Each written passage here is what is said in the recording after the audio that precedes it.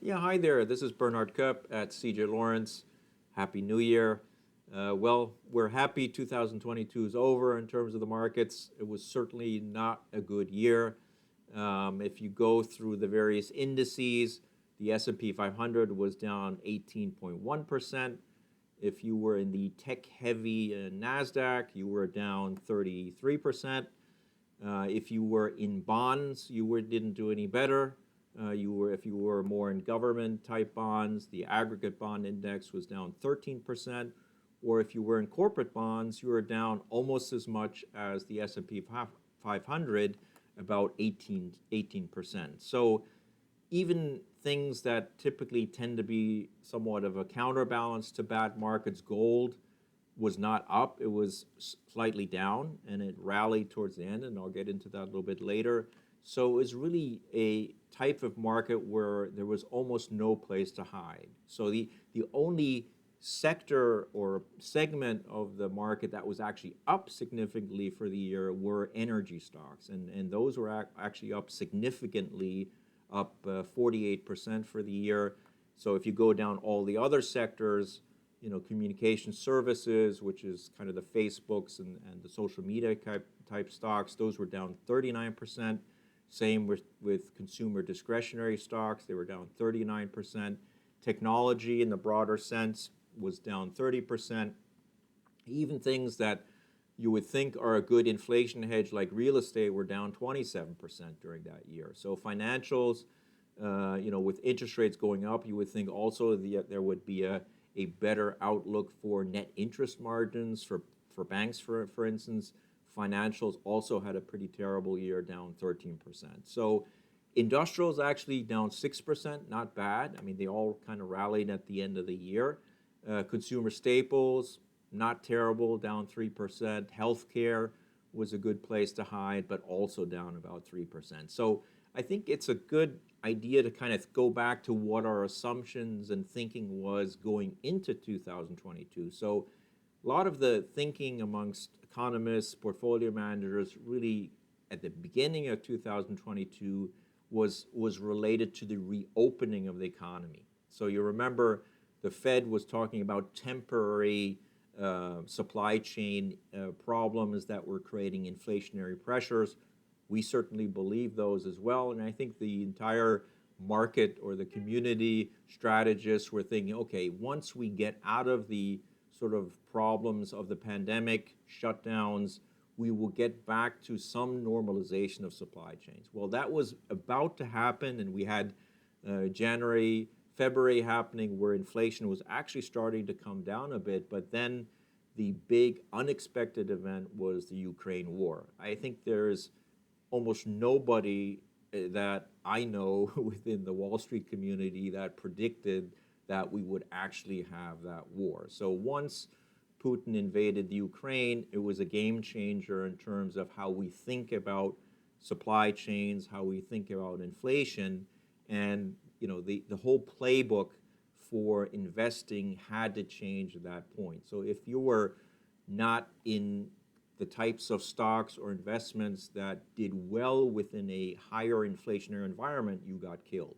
So there, at that point, so after February, I think most of us, and certainly in our portfolios, we began to do a massive shift, sector shift inside our portfolio into stocks that have pricing power and that are a good, better hedge against inflation. Of course, where do you have companies that have pricing pressure? Those tend not to be in technology stocks and things like that, but in energy, materials, things like that. So these are basically commodity-driven type investments. And for many years, those types of investments and sectors were kind of uninvestable. If you think about the oil sector, I think nobody wanted to touch the oil sector for many years. I mean, if you look at the weight of the energy sector, for instance, in terms of its ups and downs over the years, if you go back to like the 1980s, energy was 25% of the market. So 25% of the S&P 500 was energy. So that came down over the years to 2017, 2018 to about 6%.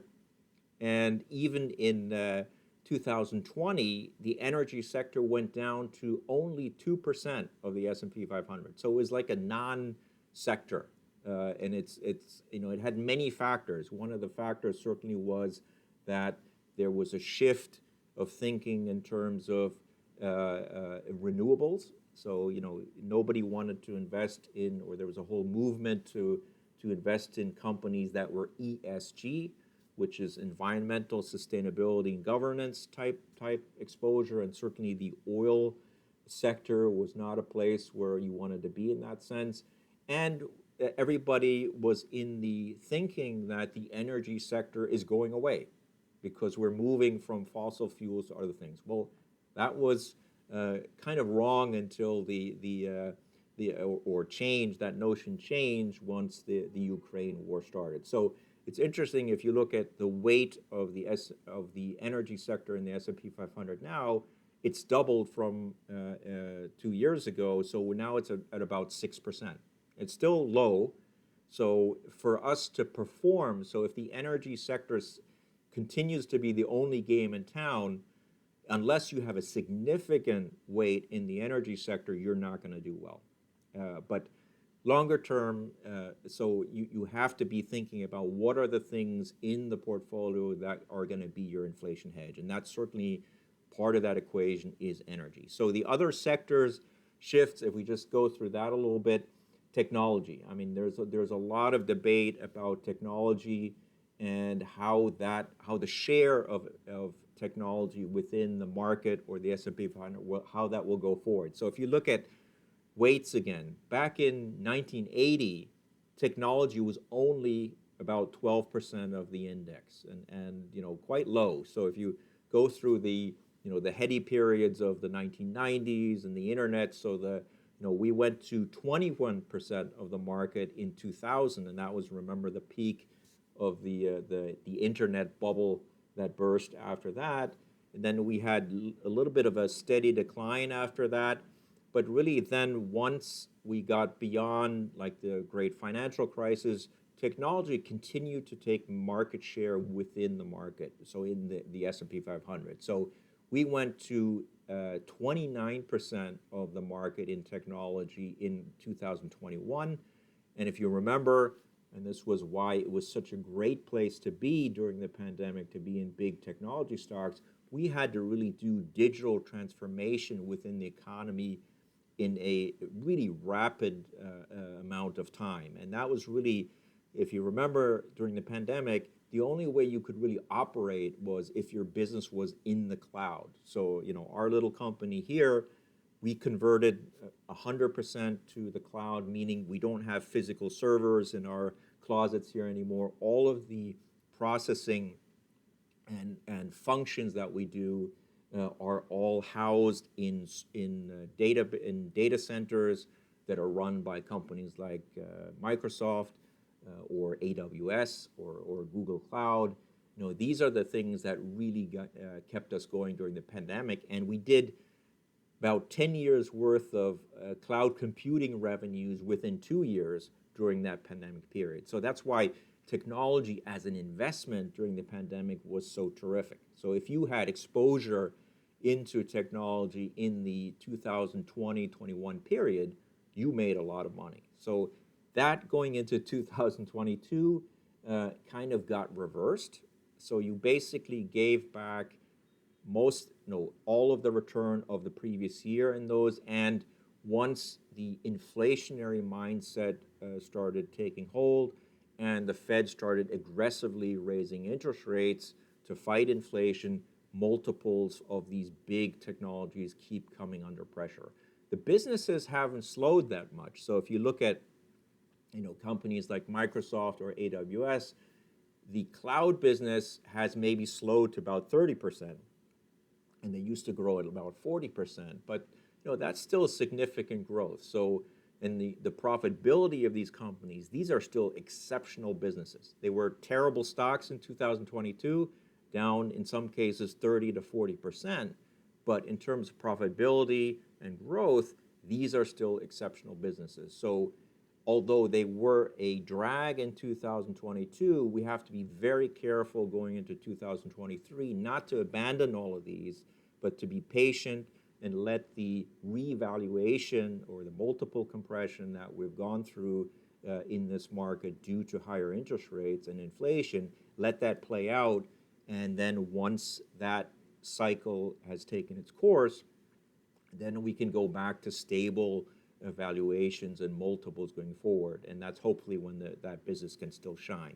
So other sectors that are really important, healthcare. So, there's a lot of talk going into 2023 that healthcare is really the anchor sector. Healthcare has both defensive and offensive characteristics, growth characteristics. For a long period of time, the big pharma companies were kind of out of favor and had very low multiples. Why?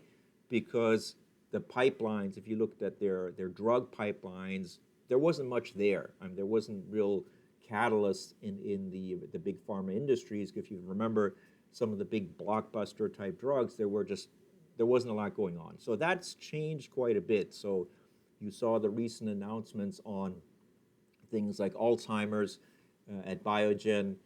There are companies like Lilly that are involved with that. But you're seeing companies even like Pfizer that were very successful with the vaccines start developing other mRNA type compounds for other uses. So there is, beyond the vaccine breakthroughs that we've had through mRNA type technology, there's a lot of things going on in big pharma and also in biotech that are very interesting. So we like healthcare going into 2023. So there was an interesting kind of watershed moment in 2022 that I want to highlight, and it really affected almost all the asset classes. So that was really in the October-November period. So if you look at gold, for instance, I mean, gold went down 11% into October, and then something happened in October, November, and then gold started going up 11% after that, and it was almost break even for the year. Same with the dollar. The dollar peaked around the same time, November, and then sold off 10% versus the euro after that. And the dollar is really, really important if we think about corporate earnings, especially U.S. corporate earnings in the S&P 500. Lots of the corporate earnings of large companies in the S&P 500 actually have lots of their revenues abroad. So if the dollar weakens, that is very supportive for S&P 500 earnings in 2023. So we want a weakening dollar to have a more constructive view of earnings growth going into 2023. So the euro has appreciated versus the dollar from that October-November period by about 10%, continuing into 2023. And let's look at yields. So treasury yields, 2-year treasury yields peaked in October, November. And that gives you a clue why that kind of October-November period was this kind of watershed moment for markets to bottom or have a different flavor to them. So if you look at 2-year treasuries, they peaked at 4.8 in the end of October, and today they're about at 4.20. So quite a decline.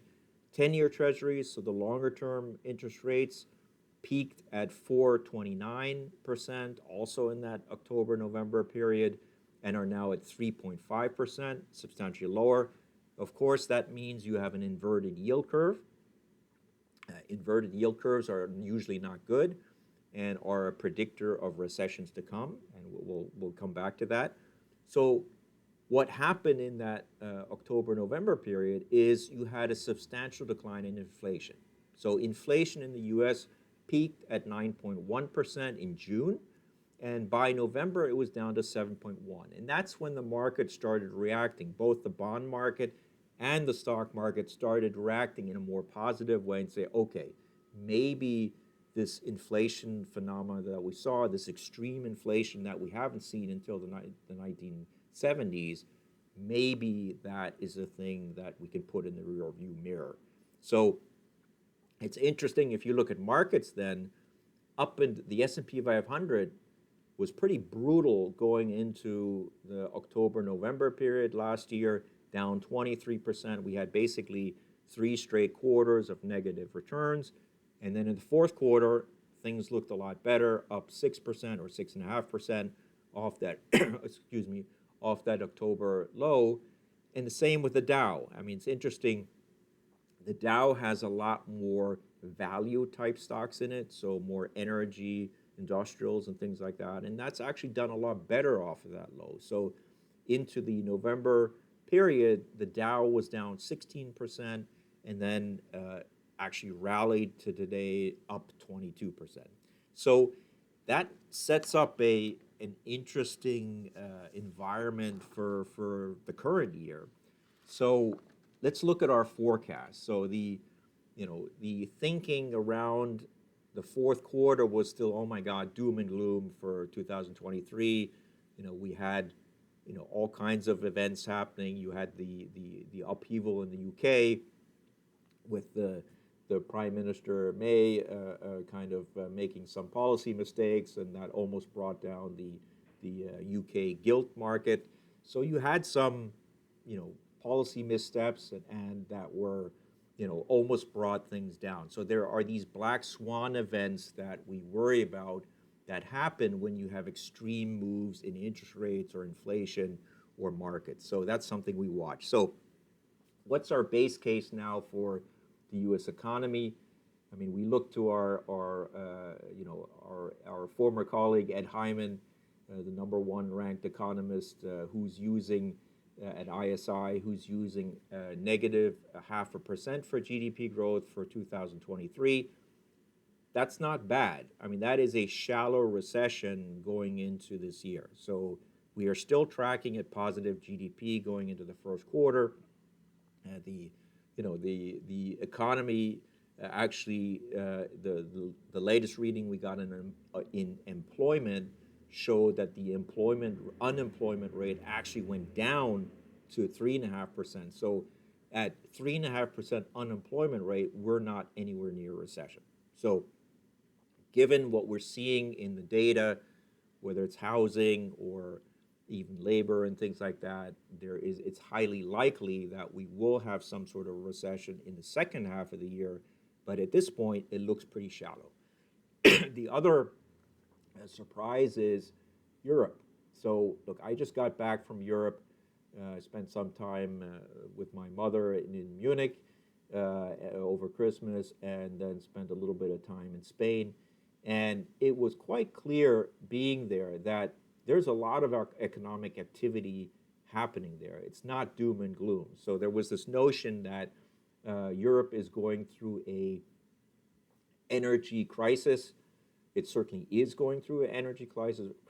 Prices have come up a lot because if you turn off their primary source for natural gas and you have to convert, that was quite a shock. So a couple of things have happened. So the Germans, who are the biggest economy in Europe, they have built LNG capacity to import LNG. LNG is liquefied natural gas, and that is produced all over the world, including the United States. So the first LNG tanker arrived in one of the ports in northern Germany, in Wilhelmshaven, which is in the north of Germany, arrived last week. And that tanker carried enough natural gas, LNG, to basically fuel 50,000 homes for a year. So that's a game changer. And it's a game changer. Why? Because now we have a direct flow of LNG to the biggest economy, excuse me, in Europe. And if you think about the supply chains and storage is also at an all-time high level in Europe. So the other lucky part here is that the weather in Europe through the holidays and through the winter is unseasonably warm. So that also gave the Europeans some breathing room to reestablish their storage and also build out their capacity. So the good news is now that natural gas prices have collapsed, which is kind of shocking. If you think, 2 months ago we were thinking about shortages and things like that. Where are we going to get natural gas from, given the problems with Russia? Now we have the probability that there's going to be a glut of natural gas actually in the spring, and that has to do with the fact that the Europeans have gotten their act together on the supply side and storage, and also the households have kept their heating to only 19 degrees Celsius, so you've seen a reduction in demand for heating and so forth. So that actually has prompted economists to kind of revise up the expectation of GDP growth in Europe. So you have some companies like Goldman Sachs who are now predicting that there won't be a recession in Europe anymore. So that is an interesting, quite a bullish development. So Goldman Sachs, for instance, is now using 0.6% plus GDP growth for 2023 for the Eurozone, which is quite remarkable if you think about it. So let's talk about China briefly. China has gone through its comeuppance here in terms of COVID. The people had enough of the zero COVID policies, and they've basically abandoned all of that. So what's happening in China right now, everybody's getting sick. So COVID is going through the population pretty quickly. So that will run its course. They will reach some sort of herd immunity, and we've seen some reports now that the Chinese are talking to companies like Pfizer to actually produce vaccines and the kinds of drugs that will help if you have, if you've gotten the virus. So these are all quite positive developments when it comes to China, in terms, because China is very important for global growth, supply chains, and all these things. So the tone all of a sudden here in the last 2-3 weeks has changed quite dramatically going into 2023. Also on inflation. So the latest data that we got on labor, labor has been given, we can't find enough workers in some cases in certain sectors, and the unemployment rate is so low at 3.5%. There has been some moderation in average hourly earnings, and they were actually revised down in the latest data that we just got. So that kind of shows that the labor cost that is one of the biggest components of CPI, and things like rents and housing are actually coming down. So that's all good news. So what's our thinking on stocks and bonds? Our thinking is that we're going to have a positive return in stocks and bonds in 2023. So there's a lot of discrepancy when it comes to strategists and economists for 2023. Look, we tend to have a more optimistic view, and I think I've always said, if you're an investor and if you're saving money for the long term, you have to be more optimistic. Investing is an optimistic endeavor. So if you do not think the future is going to be better than the past, you shouldn't be investing. So, but in terms of real data, I think we'll see some improvement of the data, and there will be surprises, especially on the earnings side, having to do with a weaker dollar and economic activity that isn't as bad as people have suggested just a couple of months ago. So the outlook for earnings and valuations will be somewhat better going into the new year. So there are some, Tom Lee, who was a very good strategist for many years. He's very bullish. He's actually calling for 20% type returns for 2023. We're not so sure about that, but I think if you think about if inflation moderates, which is happening, and we'll get some more inflation data this week, you could certainly get to a point where equity markets and bond markets will continue to rally, and our expectation would be sort of 5 to 10% type returns, but it could be a lot better. So the only problems that can happen there are these so-called black swan events. We saw a little bit of that, like when you had the UK crisis with the gilts. And one of the things that hasn't occurred yet in the global crisis that we've seen in the last year or so with inflation is you haven't really seen any credit events. So a credit event is where there is an intense stress somewhere in credit markets relating to certain sectors. We've seen that in the past in energy companies. When oil prices dropped to like $20 a couple of years ago during the pandemic, there was a worry, oh my gosh, the oil companies have, borrow money, there are bonds outstanding. So if you have some of these types of this kind of credit being downgraded, that's a problem. So today, if you think through where could there be some stresses in the global economy, we could look at things like emerging markets. So the strong dollar has been really, really tough on emerging markets because a lot of the developing countries borrow in US dollars, and if the US dollar goes up, then of course that debt service is even more difficult. And if you think about importing commodities, everything from energy to food commodities, which tend to be purchased and sold in US dollars, it makes it a lot more difficult for emerging markets. So if you look at budgets within developing countries, they tend to be under a lot of stress. So sovereign, if you look at sovereign type debt, there could be black swan events or crises relating to that. So we are keeping an eye on that sort of thing. But our base case for 2023, that it should be certainly a much better year than 2022, and we would even think with some patience and maybe a few potholes in the first half of the year until the Fed stops raising rates, which will be around March, that sets up a pretty good market beyond that. So that's it. That was a long video. So we thank you again for your support. Look, here at CJ Lawrence, we continue to focus on companies.